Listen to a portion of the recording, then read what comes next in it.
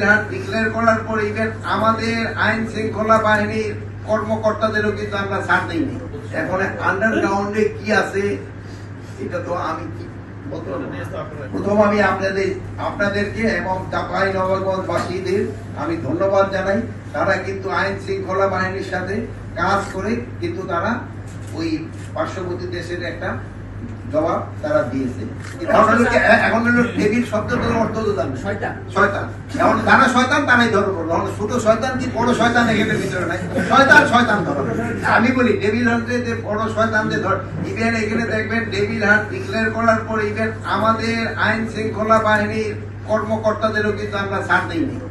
আপনারা দেখছেন প্রথম দিনই কিন্তু 4 জন না 5 জন তাদের কিন্তু আইনের আওতায় নেওয়া হয়েছে। এই ক্ষেত্রে বড় ছোট কোনো ভেদাভেদ নাই, যে আসবে এই জালে সে ধরা। এখন আন্ডারগ্রাউন্ডে কি আছে এটা তো আমি কি বলতে পারবো। এখন তদন্ত হওয়ার পরে আমি হয়তো বলতে পারবো। এখন যদি কেউ দোষী হয়ে চাকরি হারায় তার কি ফিরানো উচিত? আপনারা কি বলেন? যদি আপনারা না বলেন আমিও না বলবো। যদি কোনো নির্দোষ কোনো ইসের মাধ্যমে হয়ে থাকে ওটা তো প্রমাণ করতে হবে আদালতের মাধ্যমে তো প্রমাণ অবশ্যই সরকার। এটা শুধু আমাদের এখান থেকে না, এখানে যে লিগ্যালি ডিপার্টমেন্ট আছে ওই দিক থেকেও কিন্তু তারা সহযোগিতা করে। আপনি যে কথাটা বললেন একেবারে 100% সত্যি কথা বলছেন।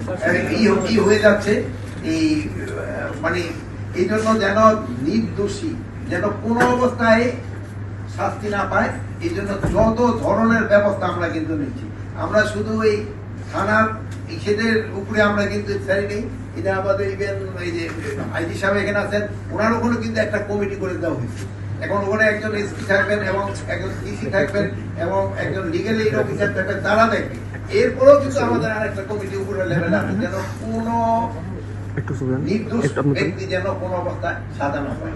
এটার জন্য আপনাদের কাছে আমি আরেকটু অনুরোধ করবো, এই যে তারা কেস করছে কি বলে মিথ্যা কেস করছে, এগুলির ক্ষেত্রে আমাদের আইন শৃঙ্খলা বাহিনী আমাদের আইনের ভিতরে যতটা করা যায় আপনার তাদের একনল হ্যান্ড ওয়াশ 100% প্যারাবেন ফ্রি, তাই নিরাপদ হাতের জন্য আস্থা রাখুন একনলে। তাদেরও সচেতন করতে হবে।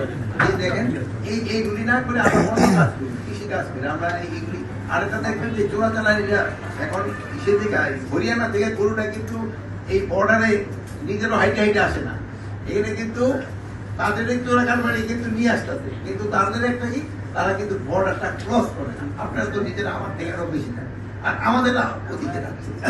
আর প্লাস আমাদের মনে হয় এই গরু চোরাচালানি আরো কমে যাবে। আমাদের কৃষকদের কিন্তু এই গরু খামারিরা কিন্তু অনেক উৎপাদন বাড়িয়ে দিচ্ছে। আমাদের নিচের সময় কোরবানির সময় এখন কিন্তু বাইরের দিকে তাকাইতে হয় না, হয়তো এক সময় আসবে যে আমাদের হয়তো ওই দিকে গরুর কোনো প্রয়োজন। এটা ক্ষেত্রে আপনারা জানেন যে একটা 6 মাসের একটা সময় দিচ্ছে না, ওটার ইনভেস্টিগেশন চলতেছে।